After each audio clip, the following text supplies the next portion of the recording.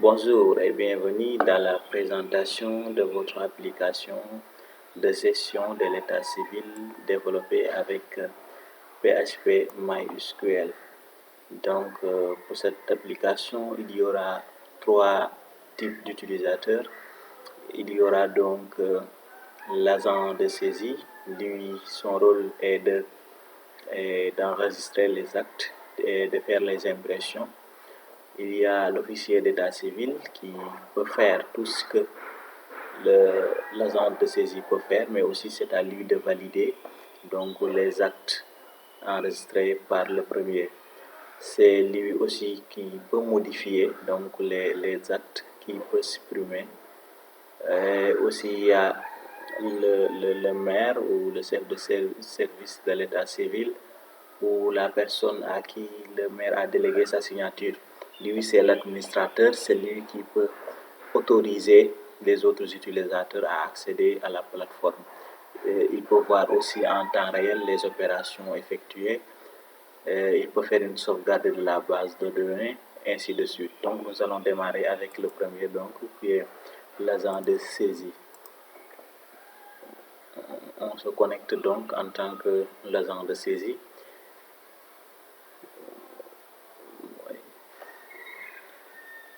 Bon, c'est la connexion qui déconne un peu. Ouais, comme vous le voyez, donc lui, son accueil, son menu d'accueil, comme vous le voyez, ça c'est une répartition des actes enregistrés donc selon les sexes. Il y a un tableau récapitulatif donc du nombre d'opérations réalisées. Donc, comme on a dit, lui, il peut déclarer. Donc, il peut déclarer une naissance, un mariage, un divorce, un décès, ou même concevoir un certificat de résidence. Donc, pour le faire, il a besoin juste de renseigner les informations donc, utiles à cela. Donc, il peut accéder au registre, soit le registre de naissance, le registre de mariage, de divorce ou de décès. Mais il ne verra que donc les actes déjà validés. Donc, actuellement, il y en a 4 qui sont validés. Donc, il peut imprimer donc l'acte de naissance, l'extrait de naissance, comme vous le voyez.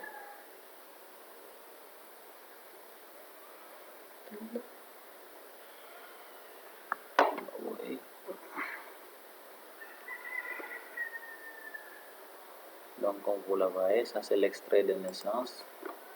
Après, il y a la copie littérale de naissance. Donc, essayons de nous connecter.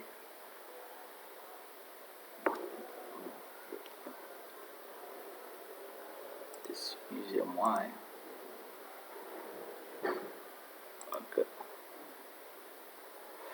Donc voilà, ça c'est l'impression. De la même manière, il peut faire pour le mariage. Donc, il peut déclarer un mariage. Il pourra aussi imprimer donc un certificat de mariage en accédant au registre, bien sûr. Voilà. Donc, il peut changer son mot de passe et il peut se déconnecter. Donc, nous allons passer au deuxième type d'utilisateur, donc qui est l'officier d'état civil. Donc, l'officier d'état civil, on a dit, il peut faire tout ce que l'agent de saisie peut faire, mais c'est à lui de valider. Donc, on verra que ici, les actes non validés sont affichés donc avec le bouton à valider dans la partie état. Il peut accéder donc aux actes non encore validés, donc en attente de validation, en cliquant sur ce bouton. Donc vous voyez là, il a tous les actes qui ne sont pas encore validés. Donc en cliquant sur le bouton valider, il peut vérifier les informations et confirmer. Donc il peut entrer dans les détails donc de chaque acte. Donc il y a les informations, il peut donc imprimer l'extrait de naissance.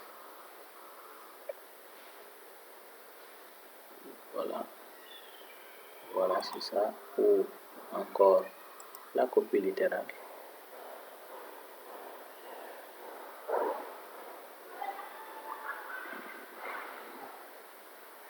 Voilà, il faut modifier. Donc, il faut modifier les informations. Ouais. Il peut aussi supprimer donc l'acte de naissance. Mais aussi, là, c'est une déclaration tardive, donc ça nécessite une autorisation de jugement d'inscription. Donc, ce jugement est déjà enregistré, c'est pourquoi on a affiché modifié. Si ce n'était pas encore fait, on allait afficher ici, ajouter donc le jugement d'autorisation d'inscription. Donc, on peut modifier bien sûr. Donc, voilà en quelque sorte pour l'officier d'état civil, c'est le même procédé.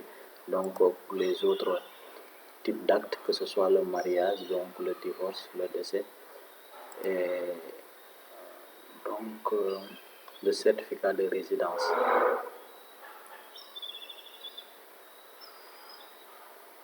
Voilà. Donc lui aussi, il peut changer son mot de passe, il peut se déconnecter. On va donc terminer avec l'administrateur ou le chef de service donc de l'état civil ou le maire lui-même. Donc pour le maire, il a déjà les statistiques, donc les opérations réalisées, vous le voyez, avec le tableau, mais aussi le diagramme, ça ce sont les impressions. Donc vous voyez aujourd'hui c'est affiché en rouge, donc comme le dénote la légende. Donc pour le total, toutes les opérations qui ont été faites, donc c'est en bleu. C'est aussi la même chose pour les actes enregistrés. Pourquoi c'est intéressant? Parce que les impressions, par exemple, vont permettre de calculer le nombre de recettes. Donc, à travers les thèmes, donc pour chaque impression, il y a un thème à faire. Donc, facilement, on peut savoir le nombre de recettes journalières obtenues. Donc, le maire aussi peut, c'est à lui, comme on l'a dit tout à l'heure, de permettre aux autres d'accéder à la plateforme en les ajoutant ici s'il n'est pas encore fait. Donc en remplissant les informations, mais aussi il peut par exemple modifier les informations donc de l'utilisateur. Il peut aussi il peut le désactiver. Donc s'il le désactive, la personne ne pourra plus accéder donc à la plateforme. Donc on peut essayer, on a désactivé Babacar. Donc on va essayer de se reconnecter avec Babacar. Vous verrez que ça ne marchera pas. Donc il ne peut plus accéder donc à la plateforme.